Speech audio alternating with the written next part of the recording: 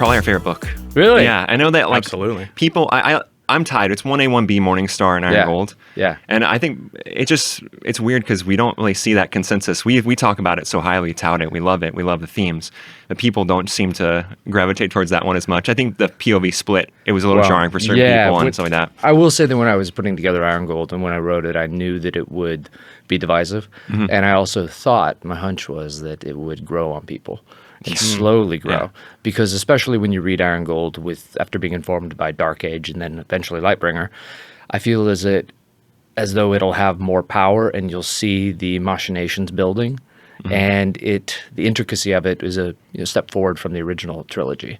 And so I think that it'll be more appreciated as time goes on. So it's been actually nice. There's some people that do think it's their favorite. Yeah, because I mean, for me, it was the same way. It was kind of like, where's the Darrow? I wanted to go back to that original vibe. Sure. And then it was the second or third read through. I was just like, why was I critical of this again? Like, why would I, not even critical, like not even critical. It's just more like, why was I not as into this? And it was just, I just didn't have my brain open to receive what it needed to be. I don't think it's as much that as I think it's you didn't have connection with the characters yet. That too. And then you look back and then those initial moments with them are more special and you're actually not holding your breath for a Darrow chapter or skim reading. Yeah. My theory would be that it's because you feel that connection and you're looking for the details, you're looking for the seeds that grow into, the tree of hell that is Dark Age. Yeah.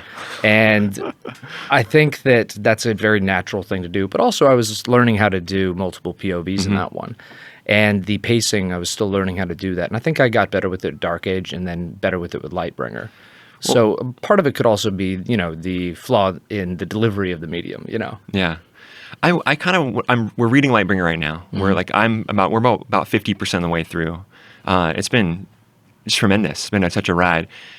I was reading Lightbringer the other day, and I was just like, how the hell does he do this? Like, and I'm seriously, like, with the POV splits and just you've really matured in the voices, even since Iron Gold. The voices are so much more mature. And I just feel like you're even getting to know the characters still, even better and better and better. Like, how challenging has been that process to write stuff like, going from that initial series, single, present tense POV, and then going into that multiple POV, and then kind of just keep ascending in that craft? Well, to answer that question, let's go through the chronology. Yeah. 2014, Red Rising. 2015, Golden Sun. 2016, Morningstar. 2017, Iron Gold. 2019, Dark Age. 2023, Lightbringer. It's way harder. Yeah. It's way harder. Requires way more mental RAM, so to speak. And kind of the cognitive load of having all these characters going at once because, one, you have to get their themes to evolve at the same pace and come to a similar or united thematic conclusion. But you also have to get the causation. What does one person doing something do to another person? How much? And I think the most difficult part is also tied to that. It's what information does everyone have and when, and how does that affect them, and how does that affect their emotional state? So it's basically like going back in time would be very complicated because the butterfly effect, right? And so when you operate with multiple POVs, and I think to maximize multiple POVs, you really have to take the butterfly effect into account. Because that causation is part of the fun of it, and that effect that other characters have in other characters' lives and plots is the fun of a multiple POV story. So if you really are trying to take advantage of that device, then it takes a lot more cognitive load than it would just to write a single person perspective. Yeah, I think going back kind of to IG, it's always been my favorite book.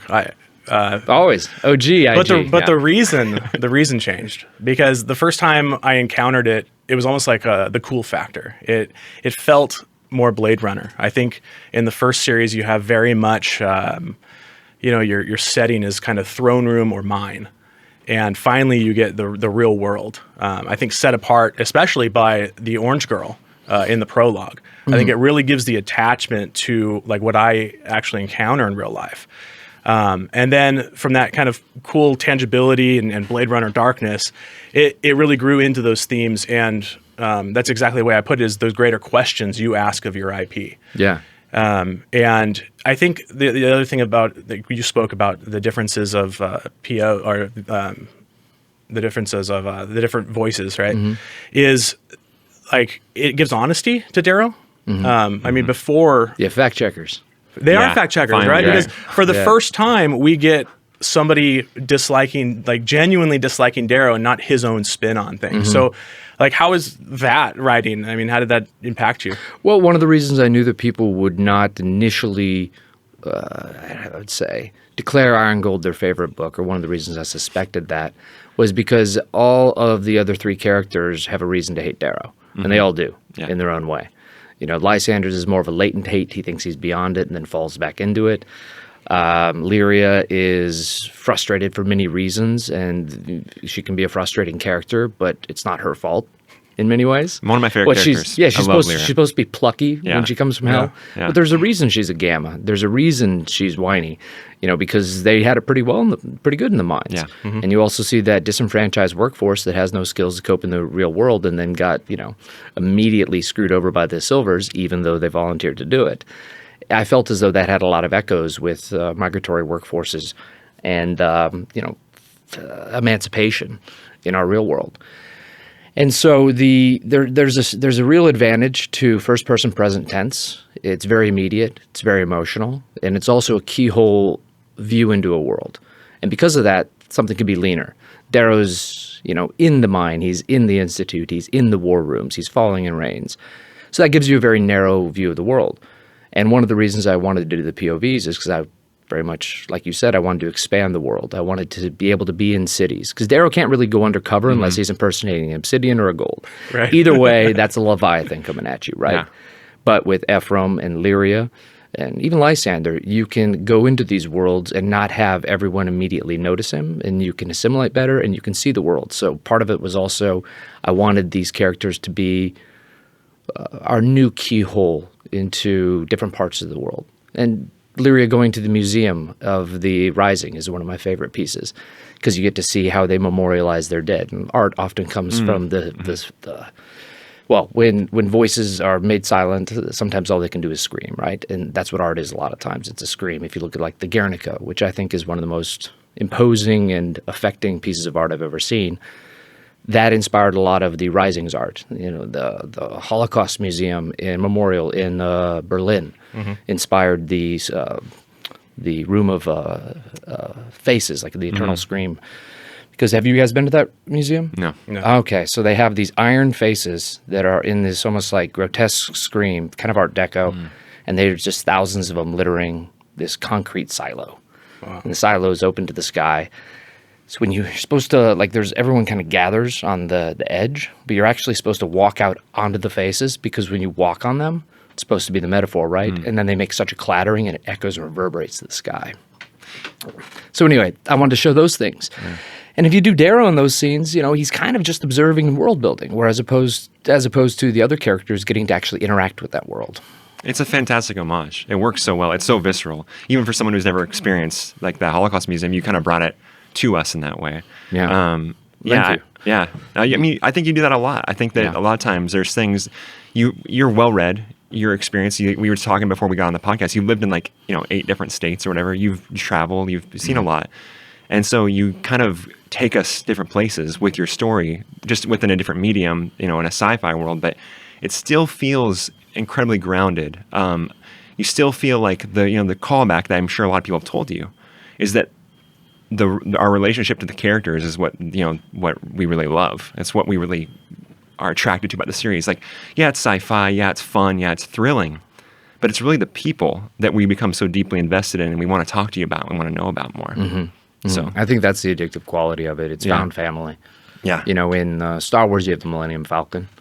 Harry Potter, you have Hogwarts. Yeah. Best character in the movies, or the books, rather. Yeah. Yeah, and in Red Rising, you don't have a physical place. It's more like the Howlers, the cloak, the traditions, the hazing, the inside jokes, the howling.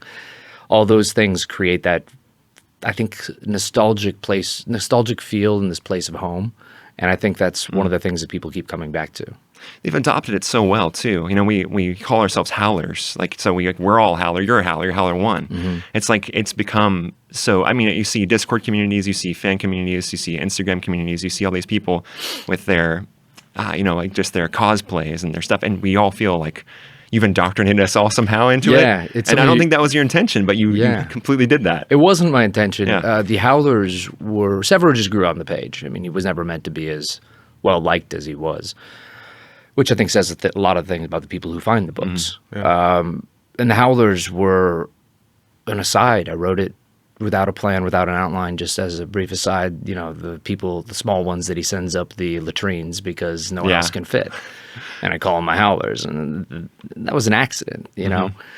That's that's very surprising to me, because you do try to do all this mental branding in your head. Oh, people are going to be addicted to this and love this, you know. Yeah. And then the Howlers pops out. So I feel like that's perhaps why it's been so attractive to the audience, because it was natural and feels natural. I just actually went through the graphic audio Oh yeah, recently of yeah. that. So it was I got to relive the first book for the first time in years. They did a sterling job, Yeah, didn't they? it was really fun. Yeah. Mustang's voice, Jenna, I believe the actor's name, shout out, just the best. Right. Yeah, so good. Yeah. I mean, there's a lot of other voices, but I just found her to be like just top class. It was Yeah, and awesome. if you can get one who sounds like the character in your head, you're already overachieving. you probably have a really strong visual reference and even like probably an auditory reference for these characters in your head too, do you? No, I have more of a tonal reference. Tonal? Okay. But that encompasses everything, I think. Yeah. More so I can dictate pretty clearly who is or is not, if a character is not represented well. Say, for instance, if someone was, how would I say, visually, it's impossible for me to really imagine them. It's more of that, you know, when someone comes in a room and they have a vibe, Yeah. it's kind of like that. Yeah. Yeah. And so I'd know if like an alien had inhabited my mom. And I'd just be like, you're mom, but you're not. But you're not mom. Yeah. And so that's Yeah. like with the characters sometimes.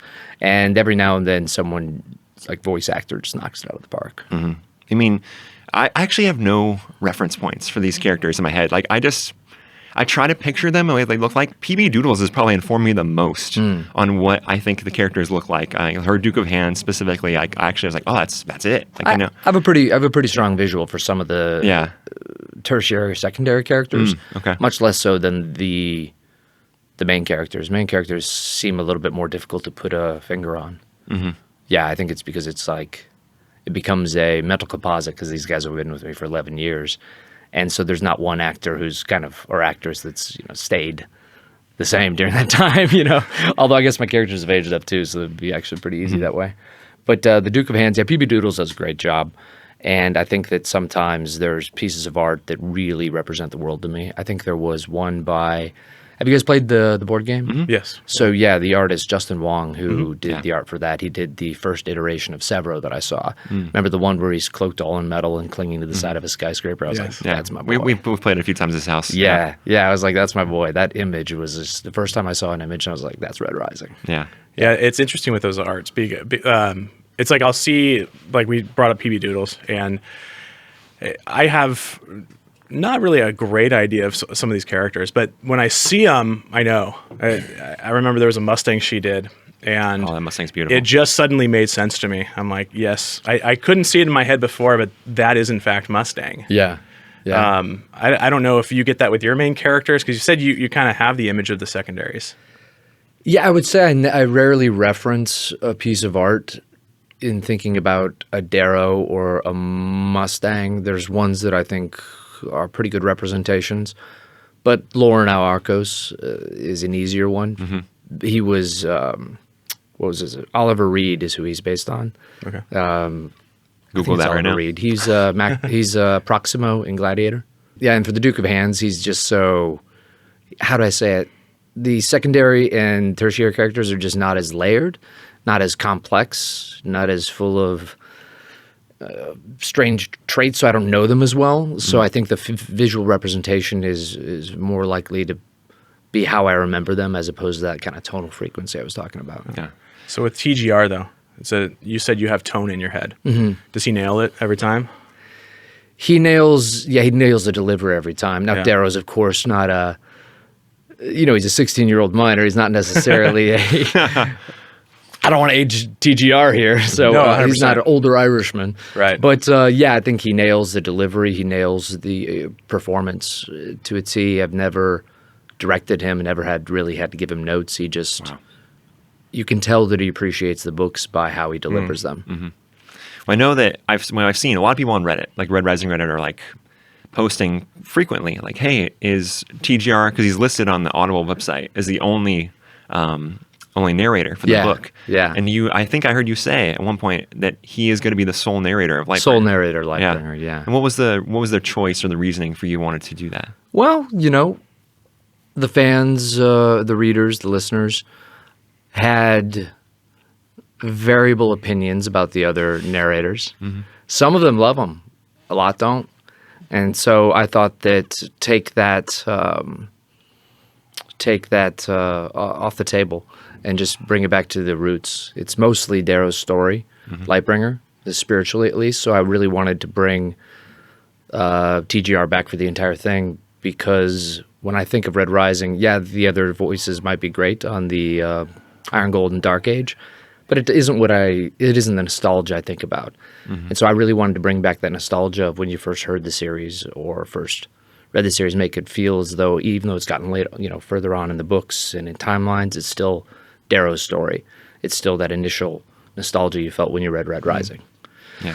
So it's many ways about digging the roots. We're going classic there. I do have a question. So we've been reading Lightbringer. I mentioned that, and as we've been reading it, we talk about it all the time. We just get on the phone and we kind of just have like a little 10-minute, 20-minute session, just like going back and forth. Like, what do you think that's going to lead to? What that going to mean? And even Red God, we're like trying to make the predictions right now. Yeah. Like, Who's Red God? Who's Lightbringer? Yeah. Well, actually, Which I have one a is theory. it? I have a theory. Before I go to my question, I think that your dog, is the Red God, and because God and dog are bad. You're just secretly, Yeah, that'd be pretty literary of me. Yeah. No, I'm just joking. Dostoevsky, get in the back seat. Yeah. It's one of his favorite authors. Oh, yeah. But as we've been reading it, we've kind of been referencing your Comic-Con remarks from last year. Oh boy, what'd I say? Well, I have some quotes here. Oh no. All good things. All good things. And Okay. but we've been so curious about it because we want to kind of dig a little deeper on these things. Sure. So when you were at Comic-Con last year, I know you even said you admitted you were rambling. Like, it was funny, yeah. but Yeah, it was great. yeah. It was still good. But the comments you made, and there's a small clip that did kind of go Red Rising viral. It was about a minute and 20 seconds or so, and I watched it numerous times, but I've watched the full interview a lot too. So you had... Why do you guys have to have cameras? But you had these quotes about, you were saying in terms of Lightbringer, you wanted to go back to the original DNA. You wanted to... And then, but the more interesting thing about that, because I can see that and I can feel that in the book tonally, but the more interesting things for us were that you said that Darrow's journey didn't feel authentic.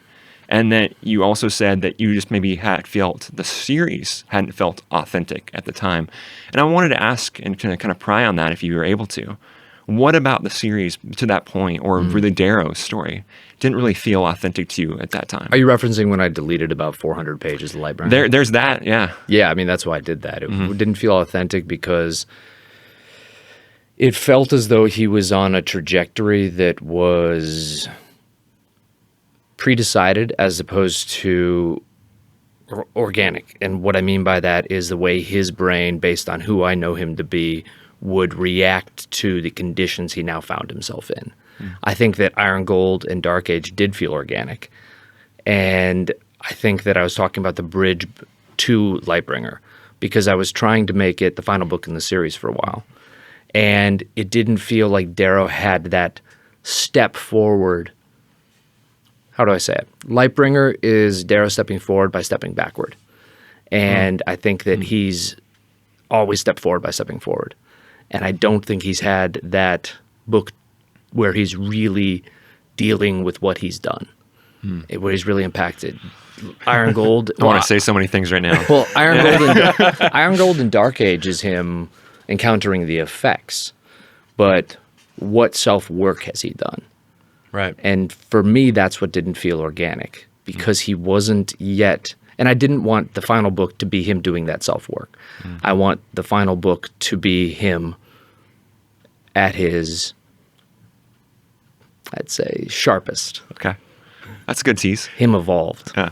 Yeah. No, I'm glad you clarified, because thinking back of just the second series, his arc, I love where you took him. I think that Darrow is a very honest character. I think that his fallibility is of particular interest. And while you're the final arbiter of his destiny, I've gotten flack for my opinions of what he can become. But it seems like a logical conclusion, when you talk through some of these things. I mean, do you feel like there's ever tension like between what people want you to do with the character Oh, yeah. versus how you need to write Oh, yeah. somebody? But What do you do with that? If it was what they wanted all the time, we wouldn't be here. Yeah.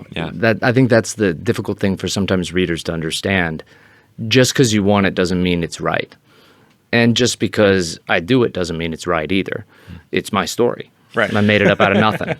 So I think that's actually the only critique that ever bothers me is someone thinking I've lost it or that I don't know what I'm doing. Oh, Pierce got it wrong. Yeah, that I got it wrong. And I'm like, then People you say write a it, dude. fucking book. Yeah, exactly. And that's the only one that gets me because it's like I'm not, just chopping at things in the woods here.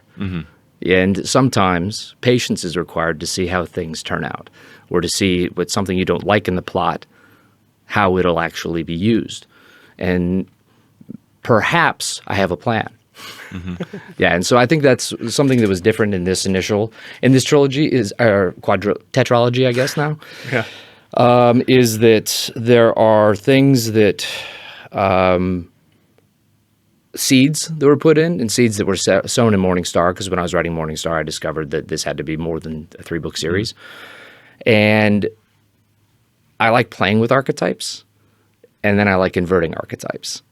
And it's difficult sometimes over a 4-book series, especially when such time is between books, to leave something hanging, because people assume it's going to be that archetype that they don't like, and it's going to go the way that they think they know how it's going to go, and maybe they guessed it, Right. But that's sometimes I think why Iron Gold was not as well loved as I hoped it would be, is because it wasn't the same. Because it can't be the same. If it was, I wouldn't be interested in writing the series if it was the same. And so, to really see what Iron Gold is, then you'll have to read it in context of the entire 7-book series. And I think that's when you'll be able to really reflect on the book. Some of its critiques are fine. Everyone has a different reaction. I critique Star Wars all the time. I critique other people's stuff all the time. But in terms of it not feeling organic, I think it was because I was taking it to a place where I was having Darrow's story just be a cautionary story, the rise and the fall. And then I wanted to get a bit more nuanced with it. And that's why I tossed out 400 pages. Jeez, I actually didn't know it was 400. I thought it was more like 200 or something like I that. did it a couple times. Wow, jeez. Yeah. Yeah, I probably wrote all told about 1.5 million words for this. Wow. And then reduced it down to about 250,000. Yeah. Yeah, it's hilarious when you look at the documents I have. I'm gonna have to release somehow Excerpts of sorts. Yeah, excerpts some stuff because I have like a 70-page Severo POV. Yeah. And just scattered chapters of different plot ways I was taking him. I mean, there's some stuff in there. I can't spoil, so I can't say anything. But there's some really interesting situations in there. Well, because the people, you've said that a couple times, I believe, on podcast appearances or whatnot for Lightbringer or upcoming Lightbringer stuff. But what about it didn't work? What about the Severo POV wasn't jiving with you? It felt that I was responding to what fans wanted. Yeah. Does that tie into that original? Yeah. Like you were surprised that he was so well liked. Yeah. And Wish fulfillment, and I think that's when something's or an artist is in danger of perverting their craft in the wrong way and fucking up and making it feel insincere and making it feel as though Reddit was dictating the story. Yeah. Right. I think you saw elements of that in Game of Thrones, to be honest. I think you saw it with Gendry, rowing his boat and then coming back instead of just disappearing in the story. And a lot of things like that where they were really trying to milk fan favorites and they analyzed who the fan favorites were and then created unnatural storylines to feature those two characters together or to, upset fans to provoke. Yeah. And I don't want to provoke just to provoke. I don't want to respond to fan opinion because then it doesn't feel as true to the characters. Yeah. It feels cheap. I think you can sense it. Well, one character that we love that most people hate, we love Lysander. Oh, we're going there. and we're going to do it. We're talking about Lysander. There's so much value in... Whether you love it or you hate him, it means it's working. Yeah, exactly. But it's just speaking of that tension, that you've kind of experienced, or what Jeremy was mentioning earlier, what is your feeling on that natural conclusion that almost all readers have reached on him, like just being this devious, horrible, devil incarnate kind of character? I mean, it almost seems like you're having fun with that. Is that what most people think? People really bag on him, like, a lot. Like, it's bitch Xander and all these different things. Like, to me, I'll be honest, it's just over the top. I don't understand it. I think people sensationalize hate. Yeah, it's true. And true. But it's the Red Sox Yankees phenomenon, right? Yeah, it's just rivals. Different team. Yeah. I think it's because he's not as relatable. He's the heir of an empire. Yeah. I'd have to do quite a good job to have everyone like him. Yeah. Right? Because right off the bat, his life is better than everyone else's who's ever existed on this planet because he owns all the planets. Yeah. Right? So I think it's more interesting to explore Lysander and not really try to make people like him, not try to make people hate him, but just to explore his narrative and his own internal psyche. And I think what's interesting about Lysander to me, and why I love it if people hate him, I also think that there's a strong contingent of people out there that really do like him, or at least like to read him. And I think that's because he's complicated. Because despite all the bad things he doesn't have to feel bad about any of it, really, based on how he was raised, based on what he should accept. Yet there is a noble heart within him.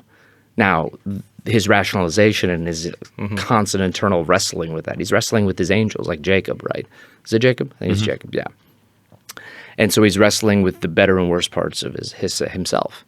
And that's a novel to me. That's what a novel is. It's like crime and punishment, right? Absolutely. Yeah, Lysander's a fascinating character with the hate. Like, I feel I'm trying to avoid spoilers here for Lightbringer, so we can step. Yeah, I know it's so hard. All this burn. I shouldn't have read it. No. So if we step back just a hair, right? I think that some of this fan base that has that's on team they hate Lysander, right? I can see them maybe having a little bit of a hard time. Because just setting the stage, right? I don't think that's a spoiler. We see him very much step into the mantle of a reformer. And when I kind of survey the land, I see very much where we came into the story with the Telemanus family, where Mustang was. I mean, these characters didn't want a complete overthrow. That was never their intention. That was something that was essentially foisted upon them, right? They had this moral conviction and they switched. Yeah. And it's like, those are inherently like good, in air quotes, if you're watching the video or not watching the video, right? Those are inherently good characters. And then for some people, Lysander is an inherently evil character, but I see them sort of on the same precipice, just in different time zones. Evil's a tricky word. I agree. I think, we often think of, sinister as evil. Sure. I think evil is simply the rejection of others' human rights because you want something more or believe something more. And when you reject other people's human rights and put yourself or your ideal above those, then that is inherently evil. That's what's so fun to explore the difference between Darrow and Lysander, because both do evil things. It's easier to say something is a bad thing. Evil's such a tricky word, right? Yeah. Or a thing with heavy cost. But Lysander, to me, is very much, while he's not relatable in one sense because he's an heir of empire, like I said, he is very relatable because he has probably the hardest time shaking off his conditioning of anyone. And we're all conditioned. Yep. Society conditions us. We're all linked together by a web of common myths. In America, it's, take your pick. But the founding fathers, Paul Revere, all men are created equal, except when they weren't. And America in and of itself is a study in hypocrisy, just like Lysander. And that's why he's such an interesting character to me. Because Darrow is nothing if not true. He's an arrow. He's driven, right? Not very complicated, but super complicated beneath that. But he's just going that way.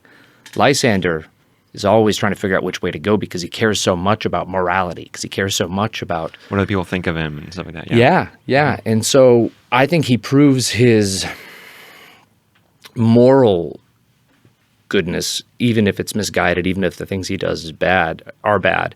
And no matter which, I don't want to try not to do spoilers. Yeah. No matter which way See, he it's ends up, hard. no matter which way he ends up going, I think that struggle shows that he might have lost or won the battle for his soul. But the battle itself, I think, makes him a noble character in a way, even if he's a villain or a hero, right? So I love seeing that his struggle is very different from Darrow's. Yet they're both struggling with their concept of morality, what's right, and what do you sacrifice for what you see as the greater good. Yeah. So I love that people hate him. That's fine. yeah. I thought you would get enjoyment out of that. Like, because I've heard you also say like you're an author that likes to explore concepts, and I'm assuming that applies to characters. You like to give that exploration and kind of, you're not trying to tell people what to think, but it's just kind of naturally happening. I feel like you get a kick out of that. Well, what I find ironic is that the Jackal is far less hated. In fact, I imagine he has way more fans yes, than Lysander does. Irony. So I would challenge everyone to think about that. Why is someone who is probably the purest evil and most selfish character in the series more well liked? Why do they like him? I would say it's because he's not going through that struggle. Yeah. And so he's not annoying because he's just fun and exciting. And so what you're really annoyed with is someone's indecision and then the eventual hypocrisy, which is more complicated. But also look at yourself when you hate on Lysander and see who else you're a fan of. Well, I think the POV does that a little bit too, right? Because when you look at a Lorne or when you look at a Romulus, right? If you want to talk about, like, I love the nuance that this is why I like the second series so much and what you've done with it. Is the exploration of this gray area, because so many people see Romulus as this internally like honorable, amazing character, and like I love Romulus, don't get me wrong, but he's also a slaver. You love a slaver. I mean that's the truth of it, right? And they seem to, again, that Red Sox Yankees thing. It's they're just ride or die, and they've made their decision, and then they won't apply the same sort of forgiveness to Lysander, and. Another question on you writing Lysander as a POV. I'm interested in two things. So one, we'll ask them one at a time. How about that? One is the second series to me is a lot of questions. Again, going back to that theme of the questions you wanted to ask of your own IP. So what was the inclusion of Lysander as a POV? What questions were you trying to ask? I wanted to see inside the gold oligarchy. I wanted to see the exact inverse of Darrow. In Darrow, you had someone who was doomed to die by 30, everything taken from him, and would inherit nothing. And so I wanted to show the exact opposite, the guy who would inherit everything, but then had the same kind of thing happen, lost everyone, and see how they handled it differently. So it's simply a study in contrasts. Okay. I mean, how could I not include it? If you look at it that way, fascinating. right? It's fascinating. And not to, again, this is not to like minimize any sort of character, but like we talk about Darrow being the driven arrow, right? A lot of the characters, we don't know how they're going to get there, right? The journey is all the fun anyway, and you might kill them off with a death hat or something anyway, and so it won't matter. But It's not me. It's the railguns. it's not your fault. It's the hat. But the trajectory, I think, for the majority of the characters, like I don't question where Cavix is going to end up. You know, I question whether or not he's going to live through everything. But I don't. He's an inherently good-hearted protagonist. And I think people are drawn to that truth in characters I think when they don't are. know which way they're going to end up, or unless they're being unpredictable in a delicious way, like the Minotaur. Yeah. The Minotaur is well loved because he's just delicious. Yeah. And you never know which way he's going to go because he's so fucking entertaining when he does it, right? But what I think you're talking about is the inherent truth of a character. You feel like Cavix is true. Say, for instance, Cavix betrayed everyone. That would be Fonzie jumping the shark, right? It was in your mind. Fonzie jumping 10 sharks. Yeah, that would probably have Right. more anger directed towards me than if I killed half the cast. Because then I'd be going against the truth of a character. Yeah. And that's what's fun about Lysander. You don't know what his truth is. Well, that's the point. That was the end of my. That's why he's frustrating. question. Yeah, sorry. To No, co-opt you're you there. fine. Yeah. He knew it. He knew where you're going. Yeah. I know that. Well, that's great. But it's like, yeah, Lysander. He's the one that I have no freaking clue like what his trajectory is. I mean, he is. You know, it's a trope, but a little bit of this coming of age story, and he's on the precipice of his life, right? And you have like the angels, like you said, and we're just as readers not sure where he goes. Like, Well, like the tetralogy. Right. The 4 books. One day we're just going to call it a 7-book series Yeah, for and not differentiate between them at all and just say there was a time jump. But I think we should start doing that now. All right, Okay, let's do cool. it. Let's do it. No more second series talk. But All right. I'm going to then talk about the second series. Yeah. The second series is, if you look at it structurally, it is nothing more than 2 tropes. The rise, a coming of age story, the rise of a hero in Lysander, and the fall of a hero. And seeing where they intersect. That's what the second series is. In the aftermath of the first one's glory. And he's unpacking it, he's falling. Can he resuscitate himself? Can his cause resuscitate itself? How do they do that? And can it stand the test of its own virtues?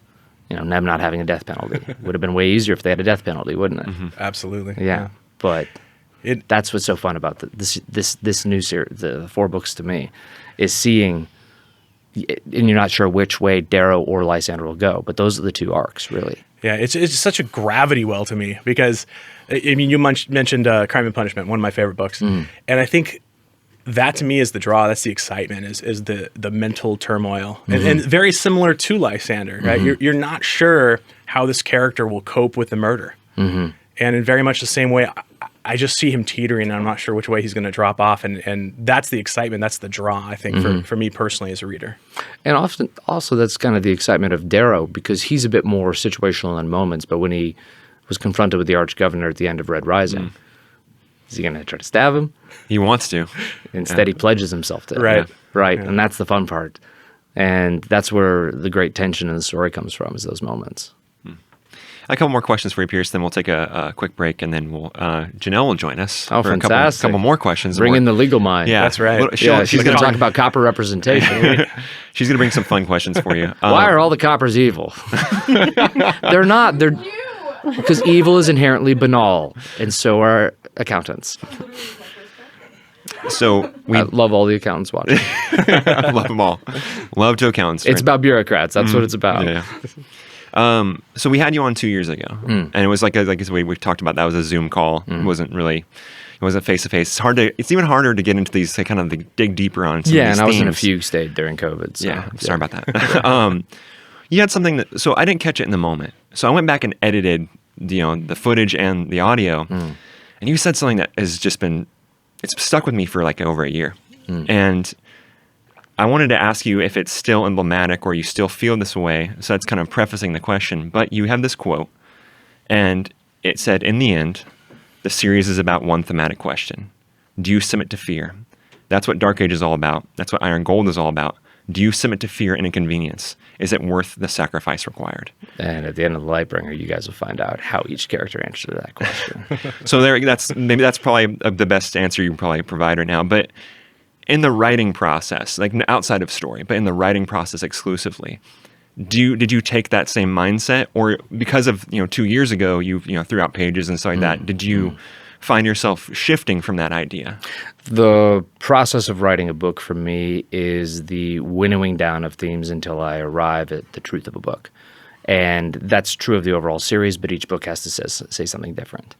And I would say Lightbringer is the response to that for a lot of the characters. Wow. And when I figured that out, that helped me figure out the book. And so, for instance, that question, while true, is something that you forget. You do lose the forest for the trees. And when you are writing, at least for me, it's about rediscovering what you already knew, or rediscovering what you already knew and then answering the question or asking, adding a clause. And so when I discovered that Lightbringer was the answer of that question, with a very literal representation of fear in Atlas Al Ra, the books started coming together for me. That character is a creep. I just every time he's on the page, I just freak out. I'm like, this is so freaky, dude. He's probably my favorite in the new series. Really? Yeah. Okay. You just don't know anything about No, him. you don't, and it makes it all the more terrifying. And he has no ego. None. And He doesn't flaunt his plans. Yeah. Yeah, it's terrible. I made fun of him. I called him a professional wrestler on one of our last podcasts, but because he just has that kind of like that I don't know. I don't know. He just feels like a Professional wrestler? Yeah, I don't know, dude. What a strange. To me, he feels like a Jesuit priest. with Well, it's like he's like almost neon hair or something. Yeah, he's like, it's almost like no one's like this. Like, come on, man. Like, no one's, but he really is. And that's why I have this. I think it's because he's so removed from Yeah. human interactions. Yeah. He's such a wonk. You know, when he was at the on Luna, he wasn't going off to Hyperion to hanging like zero gravity clubs and pro clubs and chasing tail or really doing any of that. Yeah. He was down in the stacks reading and reading and reading. And for me, Atlas is one of those characters who just functions in a different way. And it's part of that remove that makes him so chilly to people because every reaction he has, is it calculated? Is that a natural Yes. reaction? And that's what's weird. There's that scene when you first see him in Lightbringer, no spoilers, when you first see him at the amphitheater play. It's classic, by the Yeah, way. And people will find out about it when they get there. Thank you. Yeah. That was one of my favorite scenes to write. Yeah, it's 'Cause he's classic. just fucking with them, Yeah. with everyone. And what is he really thinking? I don't know. Even with the Jackal, you had real emotions sometimes. I called him and I was like, dude, you don't believe what just happened. Like, I really did call him in that specific part. But I don't want to harp on that too long. No, but it's a fun scene, Yeah. isn't it? Yes, it is. It's very entertaining. A couple questions for you, just to kind of wrap up this part. Yeah. I mean, I don't know how to ask this. This is just kind of a weird question. It's kind of in my head more than it, so I'm going to try to verbalize it best Yes, I can. I can give you a hug after this. I would love that. 20 seconds. Maybe after Lightbringer. Okay. Or yeah. Oh yeah. You No. want to save that hug. Okay. I guess the question would be, what do you hope that people walk away from Lightbringer with? Like, what do you hope for the fans? Like, what is your kind of outcome for them? Your hope for them? Sentimental question, of course. Too. That they forgive him. Well, here's the problem. I can't answer that with complete honesty because then it gives away the book. Don't do that. Yeah. Like they've been on a journey. Mostly that. And the resolution of that journey for each character is different. But I wanted this book to... Dark Age was based on the Iliad. This one's based on the Odyssey. And so I want them to feel like they've spent a lot of time with these characters, that they've traveled as many kilometers and gone through as many highs and lows emotionally, and then look back on the journey fondly no matter how it ends. I think like already, again, I'm the more emotional one. And he's really stoic.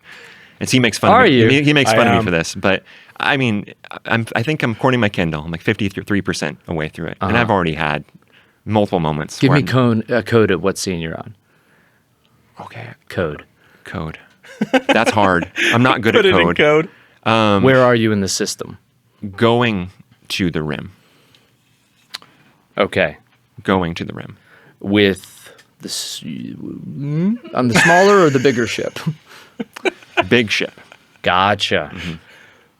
You're gonna have a fun night tonight. Yeah. Reading that. Yeah. Section. Yeah, it's kind of just got into that phase. Yeah. So Yeah. it's hard. It's so hard. I'm not So good at hard. the No, we code. did it. We did it. Though. I know exactly where you leave are. it there. I know exactly where you are. But there's what I was saying. Just there's multiple moments where I'm just like, all right. There's a lot of first series. God, we're using that word series again. There's a lot of that. You imbued so much of that. The Dream of Io, the first series ideas have come back, and it's really, in a lot of ways, like it's brought tears to my eyes, like like literal tears, because I feel that connection. You were right when you said you're going to bring it back to the original Denia. You've absolutely delivered on that. Thank you. Absolutely, and it's Dark Age was this. It was just I don't even know how to explain it, to people that I would not know how to explain it to person that book someone on the street. I would have no idea. Yeah. But most of your books I would. But this book just is such. It's not a return to form by no means, because Dark Age is a chef's kiss too. But it just brings you. It transports you back to that. You feel like you've been on that journey. I'm not halfway through the book and I already feel like I've been on that journey. Yeah. So I think that if that's what you hope, even though you can't answer that in full honesty. I think you've already succeeded in that for someone who's read the book 53%. Yeah. Thank you. Yeah. That's shocking and puts a smile on my face because it's so difficult to sense that after rereading the book so many times, after compiling it because I wrote it out of chronology. And so I was a madman doing this one. It's the first book I wrote out of chronology, doing scenes at the end and then going back, and oh my God. And so you just hope there's consistent tone. And of course, like the last couple of months, I worked 6 weeks solid. It was probably not sleeping 2 or 3 nights out of the week. It was just, I was in a weird place. And that's actually when I found the book and started sensing the pacing, sensing the tone, sensing those emotions and stuff. So I was, while delirious, I was also tearing up in those moments because it is that circularity which, if you don't employ, makes these books feel like, well, what was all the original trilogy for? And I think in this book, you start really feeling what that originally trilogy and all the sacrifices before was for. And that's what I really wanted to bring home, because Dark Age is supposed to push you. It's supposed to alienate. It's supposed to be just an obsidian hitting you face on a rocket, to outer space. It's supposed to be like that and alienating because of how bad it can get. But it's essentially delivering on every promise anyone who's warned Darrow about war has. It's supposed to deliver on that promise Lauren warned him about and everyone else. And Octavia, it's supposed to be her great fear.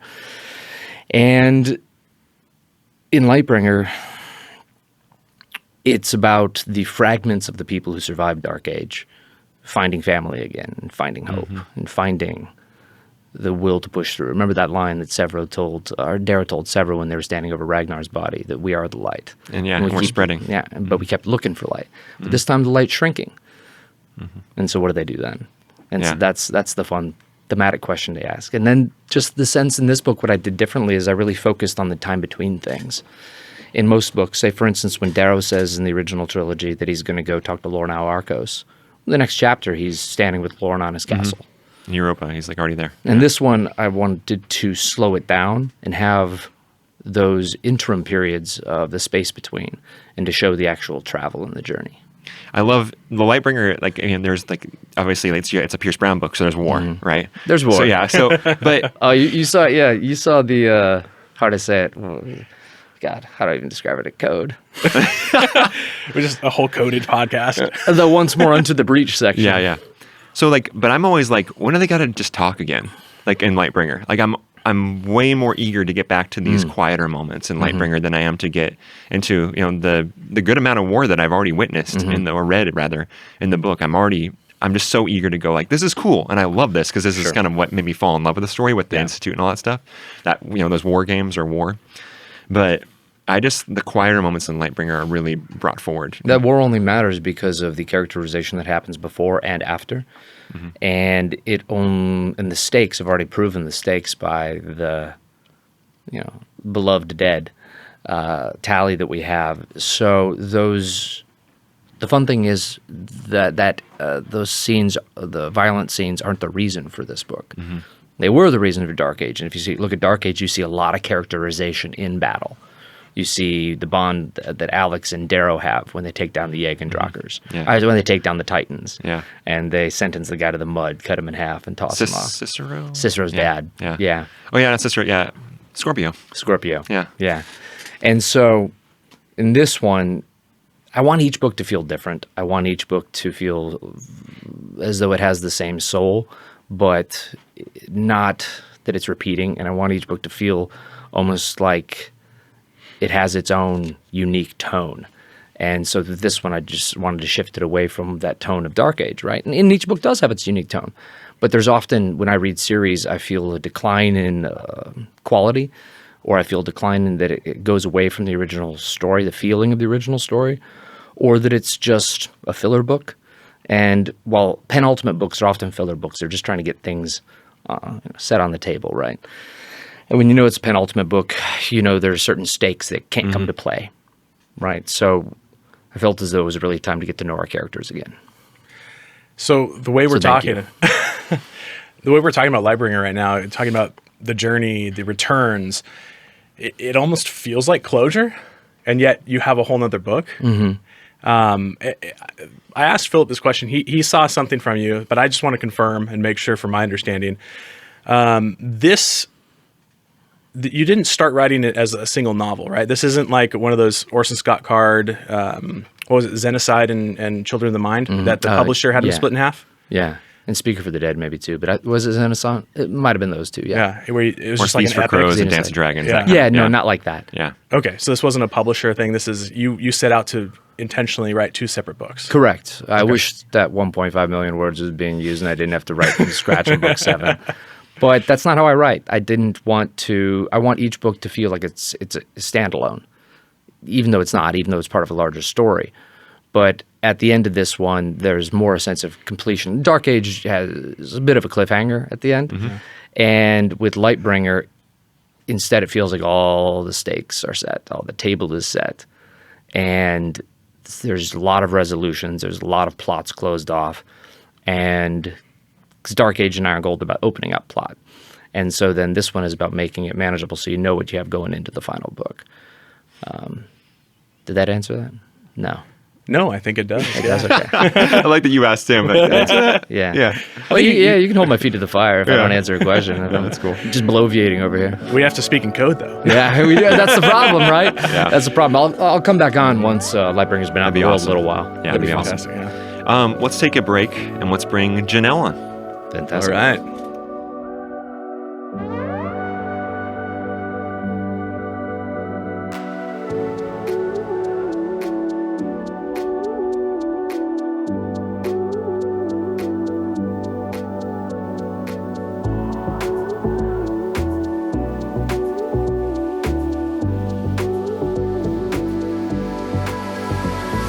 We are back with Pierce as well as Janelle, our community ambassador. Janelle up, Huffin? has. Yeah, what's up, What's Huff? Strawberry Sovereign. Let's go. I don't even remember my other name. All the nicknames. Janelle has. You went into our Discord. They can be part of if you're one of our patrons, and you asked our group, like, hey, like, what are some questions you have for Pierce? And you got some doozies, yeah? I got some juicy ones. Juicy. Yeah. All right. Let's see. You're gonna Let's have see. so I'll, much I'll be fun. the arbiter of And this. now it's time to play I'm Stump actually the Author. really excited. Kill, Mary, Some of fuck. these. Oh, Wait, we for don't real? play that. No, we are not playing Hard that pass game. on that. Sorry. I got so much flack for marrying Darrow. We can talk about that later. It'd be a hard one.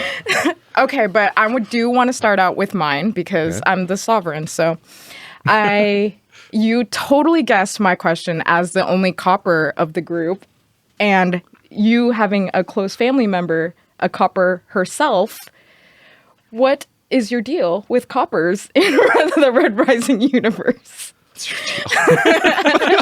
Oh, I'm just straight out of the gate. Well, I think that coppers are often used as a lever or a cog in the machine, and that's mostly it. They're part of the bureaucracy. It's also, I guess, perhaps an internal bias against the bureaucracy that has allowed a lot of evil to perpetrate in the world. So it's the guy who's just following orders, the guy who's just helping the trains get delivered to Auschwitz. Jeez, wow. So good luck on the bar, Janelle. It's not a commentary. Thank you, yeah, Jeremy. it's not a commentary against lawyers in this world. It's more so I see them as the sinews of empire. Yeah. Yeah.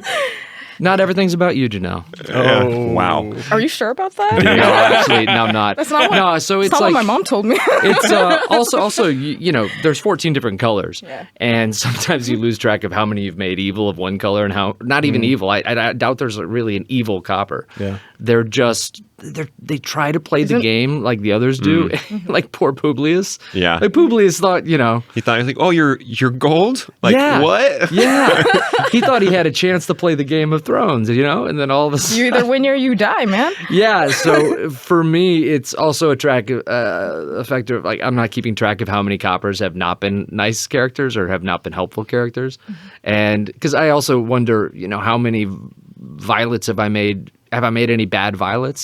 So sometimes I'll go through my head, be like, all right, I need in this scene a bad violet. Shit, they need to be able to fly. So I guess it's blue again. Yeah, but I think that I read somewhere that you were also considering being a lawyer yourself. Is that, Sure. So, I mean, there might have been some subtle digs at first. There might have been That's some funny. subtle digs. Yeah. And I I would uncovered the would truth. say in terms of the least trusted professions in America, have you ever seen one of those charts? Oh yeah. Oh, no. yeah. Oh, yeah. Uh-huh. Makes Good old attorneys. yeah. Yeah. So I can, I mean, you're can not pick on them too. wrong. Yeah. I'm not wrong. I'm not wrong. No, I like the idea of what you said about bureaucrats because historically, right? It's very accurate. It's like you're on the verge of power, and oftentimes those people, there's like this unspoken coercion almost through that being on the verge of power and so close to those power heads. You know, you talk about Hitler, obviously evil man, but those who follow along, it's like, why? Yeah, and some of them more so than Hitler. Hitler would have, I guess he'd be a violet since he was an artist at first and quite a performer. Yep. And that's really was his skill set. Yeah. In terms of what boxes were checked in his demagogue sheet, it would be he'd be a violet. But if you look like Vladimir Putin, he's a dyed-in-the-wool copper. I mean, he wasn't even a super spy like we wanted. Like we want him to be, because we want him to be a Bond villain. He was a bureaucrat. He was a bureaucrat who was close to the levers of power. Anyway, probably more questions. I have a fun game. Yeah. We should just go through and mention historical figures, and you just tell us what color they are. Let's just do that. That actually would work. Yeah, That'll work. Oh, No, I we love won't do that. that. We won't do that. Janelle's questions. But that's fine. Okay. fine. So you mentioned some music tied to certain characters. I was wondering what song would describe Lightbringer. I know that you played Destroyer on your Instagram story of Monsters and Men. Does that still hold as like it's one of them. I would say probably Humbling River by Pucifer. Ooh, have not heard that one. It's great. Google. It's great. It's great. I'd say that. Yeah, I think that Random House is going to put out a playlist that I concocted.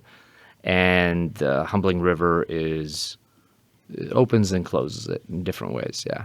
So I think Humbling River. Destroyer is more of an introspection of the introspective look into Darrow, I think. That song resonates with him, but perhaps not with the whole story. Ooh, I love that song. If there is another song that you could attach to, well, I guess since you already answered the Darrow question, let's say Lysander for Lightbringer, what song would it be? Buried in the Murder by The Lonely Wild. For Lightbringer? Mm-hmm. Okay. Philip, you got that one? Didn't you say that a lot of this was actually written in silence, though, this time around? Yeah. As where before you've kind of had like thematic, like riding music in the background, right? Yeah, yeah, and it's good for a touchstone, but I find that it can affect the actual prose in a negative way for me. My brain just gets so involved with it that I'm like trying to write a movie trailer every time. And it makes it really dramatic. Then I reread it and I think, goodness gracious, this is like Gormenghast on crack. I don't know if you have read Gormenghast. Never mind. It is, I don't know, overdone, overbaked. And so it can just dictate too much of the tone. So I wrote in silence because I wanted to feel the cadence and I wanted to be the one dictating the pacing as opposed to being informed by a song. I find it more useful as a tonal touchstone. Ooh, I like that. And I think that I'm going to go into that as one of our first audience questions. This one comes from Sushi Western. Cataclysm is her howler name. And her question is, are there any other mental tricks that great gold houses develop to avoid being killed or worse? Mental tricks. Yeah, I think kind of like, what is it? The mind... Mind's Eye? Yeah. Oh, Mind's Eye. Certain like things that. like that. Yeah, the Mind's Eye is, while unique in terms of its name to House Loon, is basically meditation. It's meditation and using what your brain, like when Lysander gets blinded, right? He just takes stock of where people were. He remembers it because he has a photographic memory, and he guesses where they would have moved to. And so the other ones, because they didn't know they were going to get blinded, the other people there didn't take stock of where everyone was. And also he moved in an unpredictable pattern, whereas not all of them did. The one that did is the last kill and the one that wounds Lysander a bit. Seneca, thank you. So the Mind's Eye is... So, I mean, if you look at David Blaine being able to survive 9.5 minutes underwater, that's It's the slowing of the heart rate. It's the slowing the heart rate. lowering These of... are things people can already do, but Ooh, I've like heard Way of Lysander Water. say he has superpowers, and just because it's conveniently discovered does not mean it's a superpower. and he's been trying to work on the Mind's Eye since Iron Gold, but I'd say that some of the older gold houses would have it. Like the Telemonuses, in my mind, had like a more of a berserker one, kind of like Logan Nine Fingers. From the Blade Itself series. And so each house probably, what would be really cool is if each house had a thematic one. But yeah, I think that much of it is a lost art, mostly because this breed of gold, the modern breed of gold, is much diluted compared to their ancestors. Love that. That's great. Yeah, it's great. Okay, this one comes from my scepter. Are there any historical or living people who were the inspiration, at least in parts, for the characters? Quite a few. Yeah, I think that, but it's usually not one character in particular. I think that Lysander is informed by Octavius Augustus, Caesar's heir, as well as Cornelius Sulla. And especially when talking about Lysander, when we're talking about him being a reformer and how that rubs people the wrong way, right? Yeah. That's great. Because every single great man of Rome, during the about 130 to like 31 BC, starting with the Gracchi brothers. The Gracchi brothers were two wealthy aristocrats who then became populares and were trying to represent the people in land reforms because they were seeing a concentration of wealth with the patrician class, with the oligarchs. And they both got killed by the optimates, the oligarchs. And then after them, there was Gaius Marius, who was a bit more man of the people, became one of the richest men in Rome. And Gaius Marius also he became more of the optimates. But Lucius Cornelius Sulla, a band with great breeding. So it was the guy who was from a hayseed, Marius, from the countryside, who became the leader of the optimates. Whereas Lucius Cornelius Sulla, one of the oldest patricians of Rome, ended up becoming the leader of the populares and restored the republic in a way by murdering everyone. He had the prescription accords. Like Atlantia is also kind of based on him. He says, and she actually has a quote from him, no friend, what is it? No enemy ever wronged me, nor friend helped me, who I have not repaid in full. That's like on his tomb. And then after him, then there was Pompey, who became leader of the Optimates and was this young, they called him the adolescent butcher because he was like 19. And anyway, I'm going really deep into it. But It's cool, dude. there was I love Pompey, who was the adolescent butcher who came up under Sulla and then became the leader of the Optimates. And Julius Caesar, again, one of the oldest patrician families in Rome, some of the best breeding, became leader of the populares and exhorted the people and got the people on his side, and then led another war, kind of like Gaius Marius and Sulla went at it, and then Caesar and Pompey went at it, both protege and master type scenarios, both populares and optimates type scenarios. Both the one with the better breeding was with the people and used the people as a demagogue to rise to power. And so, Lysander is very much based on that. And that hypocrisy is so much a part of history. So, yeah, there are characters based on historical figures. Long story short. So I get so nerdy about this stuff. I love it. I just No, fall I was off. like, I get think so you excited. answered the question tenfold, Like, so you're great. where did Yeah. I Yes. take history? Because You took us to Rome. no, for reals.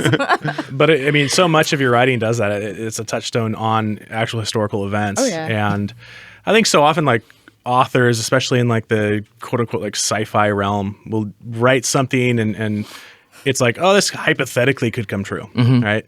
But you ground things in history oftentimes, and you're like, well, it's happened 7 times, so of course it would happen in my world too. I'm not interested in commenting on our modern political situation. I Right. don't think that's my job. I think what I'm more curious and interested in to do is look at it sounds really pretentious, the human condition, but instead look at patterns that keep repeating. It's universal truth, right? Yeah, Yep. try to find a universal truth. I think that's more informing because I'm on a quest for knowledge too.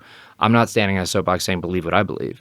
It's more so I'm interested and curious about these things. So in my writing, I'm trying to discover what I think about them, and that's what I hope my readers do too. Because we all roll our eyes when there's a political screed, even if it's one you agree in a book. Yeah. It's like, God, okay, you're so smart. Go back to your Twitter feed. Yeah.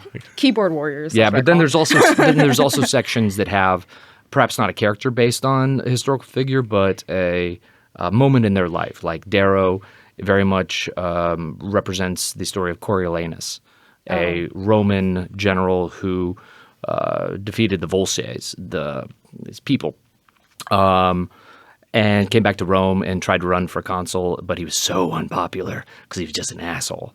And they chased him out of Rome, so he went and fought with the Volsces, And then also Alcibiades kind of is represented to a degree by the Minotaur, a man who's just so talented and slept with everyone's wife, everyone's wife, He says including his talented. patron. And then he got chased out of Athens into the arms of the Spartans. But then he did some bad stuff in Sparta and got chased to the Persians. And then he got chased out of Persia and went back to like Athens. And then eventually, like somewhere along the line, he got killed in a very sad way.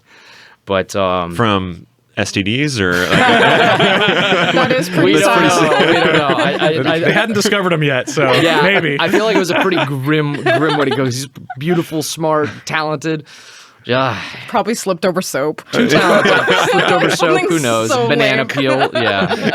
Yeah, just Yeah. 2 banana peels on just both feet. Or Boom. Alcibiades. There's Yeah. a great book, Tides of War, by Stephen Pressfield. if you ever want to look Gates into of Fire, Alcibiades. though. Gates of Fire is great, but I think my favorite's Tides of War. I'm gonna write that down because I love Gates of Fire. Gates of I Fire is continue- great. Yeah. Continuously Yeah. read that. Okay. Well, this one I knew this one would be fun, and it's still being talked about in our Discord. Ooh la la. Yep. Okay, I'm like, ooh, okay, let's go.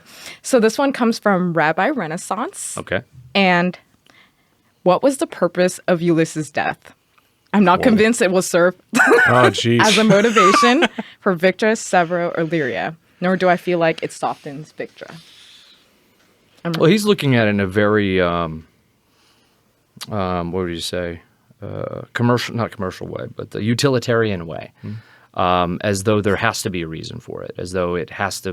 Because I think that one of the things we don't like in literature is when you fridge women, right? Yep. And you fridge someone, put them in a dire strait just to motivate a character, right? I didn't nail a baby to a tree to motivate a character. I did it to express a character, and express a theme, which is harmony, which is the depths that rage can sink to and anger can sink to, where you are killing your own hero's children. That's the point of it. And the point of it is to show the total extreme and how a cause can go so wrong. Because we're upset about, some people could be upset about that, and that's fine. You should be upset about that. But it happens in our own world all the time. And so it's not as though I'm creating this. It happens to thousands of people. It's happened to Darrow's done it with his bombs. He's done it with his Iron Reigns. It's just different because it's in your face. But then, again, there's only 1 or 2 sentences describing it. Not even describing it. It just says it's been done, right? Maybe there's 1 sentence. But I think that showing it gets into the realm of kind of torture porn or too grimdark. But it's more so that the fact that this is the depth that the Red Hand will sink to. And it's a way of doing it where it's not fun. It's not delicious. It's not great. You just saw that this kid, was born, had his whole life in front of him. But this is a way of the war touching Victra the way it touched Lyria. It's also a way of showing the consequences aren't just limited to the Reds. That this racial genocide, which is being perpetrated by the Red Hand, can come from the bottom too. And we see that we have that actually actively happening in our own world. So it's my way of exploring that, much more so than doing it to motivate a character or to create anger or to soften anyone. It's not being used as a utilitarian way, but more so an expression and exploration of a theme. Right. And I'm not going to lie, I love that expression of Victra as she's swimming to the sea with her grief. Just that whole scene. Sorry, you're not talking to me. Just that whole scene of like coming back. I just thought it was beautiful. And now that you explained the whole, like the purpose of that scene, like it just fits together beautifully, especially like where she's headed and how she and Mustang come together. And hopefully, since I have not read Lightbringer, we'll see that Super Smash Sisters that from our last podcast that we that we asked you about. But I guess we're not I will going to say, ask I think Victor has the best line in the book, personally. Before they separate before the battle. Yeah. I think I love that line. There's Victor drops. There's a couple good lines. I really like her character in this. Yeah. When Pierce, couldn't you say? Could I tease something without spoiling code Let's talk? try. It's code Yeah, talk. let's try. Yeah. Couldn't one say that if you do read Lightbringer, Ulysses' death is some sort of it does serve some sort of motivation for another character? Like, could you say that? Oh yeah, I guess. Because I feel like that was the truth. I guess so, but that I was not part of the plan originally. Sure, yeah. That's something I discovered. That's why, in answering that question, I didn't think about that. And I think that it's more so the reaction to it. I don't know. I guess I think it would be bad if it was spurring them to, gosh, I can't ruin it. It's the code. Yeah. Oh, I want Yeah, to and see know. that's actually interesting because it brings up the question of like how it was intended and then how it's later discovered to use. Because I then wrote that section about 3 years after the Ulysses death. Yeah. And so it's a lot of times one of the things I like most about the book is discovery. About writing is discovery, and so that was not something that was planned. That reaction. Instead, it was when I talked to earlier about one of the difficult things about multiple characters is knowing what information to share and when, and discovering, oh yeah, they don't know. Yeah. That was useful, but it also explores, how would I say, his general arc more so than it spurs him to a certain action. Yeah. So I guess for Rabbi, There is elements. There's elements that are used. Can't wait for her to read the book and see what she thinks. Oh, Yeah, definitely. yeah. Definitely. Okay, this one comes from Data. I'm sorry. And one of the big parts of that was also that they got the revenge so quickly afterwards that there was nothing to do with that grief. Mm-hmm. And that's one of the things I wanted to explore a little bit too. Because very soon afterwards you have it, and then it's like, okay, now who do I punish? Mm-hmm. And there's no one really linked to Harmony. Atalanta Atlas vaguely might have been, sponsoring them or giving them money, but it's not. It's hard to draw that responsibility to them and be like, now I have to get more revenge. It's that there's catharsis right off the way, and it's like, now what do I do with this feeling? Sorry. So Dark Age is my favorite. Whoa, you were a sick and twisted Mike's individual. That's exactly what That's I why was going she's to doing ask into you. law. Because Yeah. we talked in the earlier segments, we talked about how theirs was Iron Gold, and this Both of y'all's, yeah, It's theirs. 1A, 1B for me. Morningstar, Iron Gold, tied favorite. which is what Lightbringer's like a combo of. Yeah. And that's what I wanted to It really ask is. you. If when people tell you what their favorite books are of your series, what does that tell you about the person? Actually, quite a lot. And I also, I you're think so, right. too. yeah. Perhaps not about a person, but perhaps what they enjoy reading. Pain. Pain. Law yeah. Yeah, you like Edge. You like Edge. Oh, yeah. Yeah, Edgelord over here. Lordess. Yeah, I think it shows more so what people appreciate in story, but it also would be interesting to see if it stands up under a reread, reading them all together, and if the same book would shine the same way. Because there's one thing about reading them individually when they come out, and then it's a whole other thing to see them, chronologically, and to feel each emotion of each one. But I'd say it tells you a lot. Like, I'd say it's hard not often I get Golden Sun as being the favorite, and I think that makes sense because of the pacing, the introduction to new scope, the political intrigue. But it's not a slow book. Morningstar is a slower book. And so I think that it does show you at least what I'd probably be able to recommend other movies based on which of my books people like. Really? So what would you recommend for Dark Age? Well, I'd recommend you read more Cormac McCarthy.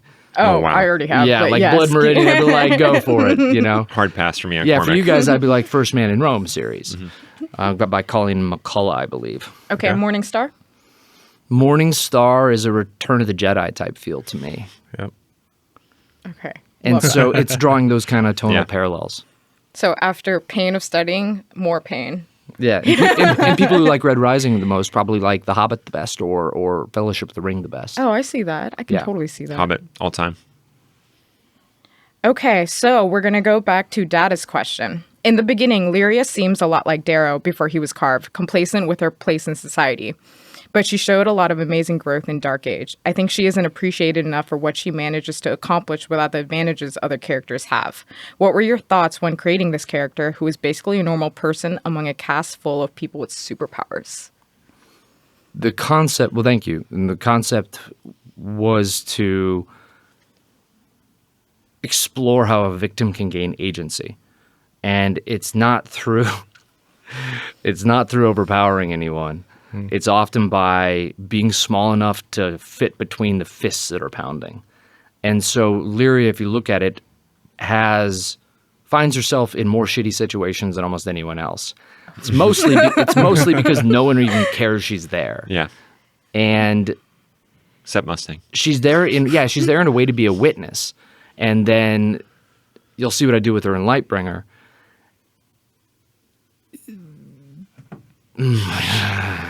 I'm also. No. So Pierce, go- I'm feeling it too, man. Code. It's interesting going back to Lyria before Lightbringer, so we don't spoil anything and don't have to talk in too cryptic of code. We haven't released it yet. It'll actually probably drop around the same time this does. But we did our Iron Gold content, and Lyria was, for me, the most fascinating topic in Iron Gold. So where we talk about Dark Age Lyria, like, my interest is particularly lies in Iron Gold Lyria, because we find her in those terrible situations for the first part of her life. We find herself probably at the greatest disadvantage. And yet, like you said, agency is a huge topic we talk about because her power, I called it her EQ, her emotional intelligence, and how she assesses the other characters and demands. I mean, her circumstance fit what's best for her. She proverbially grabs the bull by the horns throughout the entire book. And I think a lot of readers actually look at her as like a victim of circumstance. Yeah, not at all. I think that's interesting. I think that circumstance makes her a victim, but she ends up being the litmus test for the moral quality of every other character. And in many ways, she's the witness, but the judge as well. And Dark Age is about offering her power. Lightbringer is seeing what she does with that power. It's designed to be. It's designed to be that test. She's seen all the powerful characters. She's seen what they do with it. She's seen the cost. She sees how difficult it is. What will she do now that she has? I know. The parasite. And so it was all building up to that choice she makes. I got to know. And that choice she makes is her whole thematic point. Yeah, which is beautiful, but runs us right back into the wall. Yep. All right, Janelle, what's next? I'm shaking my head. I'm shaking my head at all three of you. You got sidebarred in this whole thing. 7 minutes? Okay, cool. Let's see here. Oh, I like this one. So this is from My Fury, Sashura. Did you always have plans for the Telemanus family in the larger story, or did that come after Pax came out of the Death Hat in Red Rising? It came after Pax came out of the Death Hat. I owed everyone. I didn't know people would read my book, so I owed everyone an apology. So I think his dad Cavax existed in my early notes, but then the populating it with more Telemanuses was definitely me apologia. Yeah, and also I'd done so much character building with Pax that I honestly did not even think about the Telemanus family until the scene where Nero and them are in the war room, and then the Telemanus has come to talk to Darrow. And I thought I've already done such characterization with Pax. It's a great way, instead of recreating new characters, create characters who were from his family. And so there's already a sense of, I love these guys. And when Daxo and Cavex come up and say, we got your back. Yeah, it's fun. The reader's just ecstatic. Yeah. Now, about this Death Hat, is it just like a specific hat? Is it your most hated basketball team? Or is it any hat? No hats are safe? It's a specific hat. And the hat reads Deus Ex Machina. It is battered and sweaty and gross. And I had it for like 10 years. And I don't know where it is currently. Oh, so no death? I haven't used it. No one dies in Lightbringer. Yep. No one dies. Nobody. I have not used the Death Hat since book 5. Okay. Oh. Yeah. So it Everything, was planned? everything in this one is planned. Yeah. Interesting. That's Good to know. wonderful. Good to know. Or discovered along the way. Yeah. Okay, we're going to end off with this last question from Whitflash. Oh, and it's a fitting question. Across the series, a lot of characters have died. Most when it feels like they should, but we know some were earlier than originally planned, like Pax. What? We didn't just say that? Are the other characters that ended up dying earlier than you originally planned maybe Quinn, Alex, or Serafina, but Alex mostly? That was a Janelle ad. Tongueless died earlier than I planned. I was going to explore his true identity in the book. Then Alex died, I think, unfortunately, right where I planned. And that's actually one of the deaths that hurts me the most over the entire series. I'm not crying, you're crying. Yeah, Jeremy. Alex. I don't cry. Alex was the hardest one for me, I think, of the entire book. And maybe like one of the top 3 in the series. Because it's really hard when you see so much potential gone. That's exactly why he was like my favorite, and why Philip and I always get emotional when we go Alex, and then we always do Alex with the 100 crying emojis after anytime. Alex. I don't even know like why he's getting brought up, even in praise. To be honest, actually, when I say planned, it wasn't planned. It was like it happened. I was writing it happened. And 'cause there was no time? Lysander was in that situation, and because I brought him back, right? Yeah. And I thought, I had plans. He's awesome. He's so fun. He's really redeemed himself from his early kind of like, I don't know, pretentiousness and proved himself to be Darrow's heir in many ways. And then he was in that situation with Lysander, and I thought to myself, what would happen? Where is Lysander currently? and that came up, and I was very bothered by it, and I thought that meant that it was right. Did you mean to kill him off? I mean, I didn't write an outline saying he gets killed off. No. okay, so the quickness of the death and Lysander doing the act with, no time and stuff like that, was that planned, or was that just to highlight anything of Lysander? It was to highlight his journey through honor. I mean, his journey in Dark Age is about understanding honor. Interesting. And what his entire thesis and discovery can be summed up by no time. You know what? I'm here for that. Because I also have no time for it. I was just thinking Lysander knows how important this guy is. He's a piece on the board. Yep. One of the enemy's best pieces, a rook, Boop. Kick him off the board. Yeah. Yeah.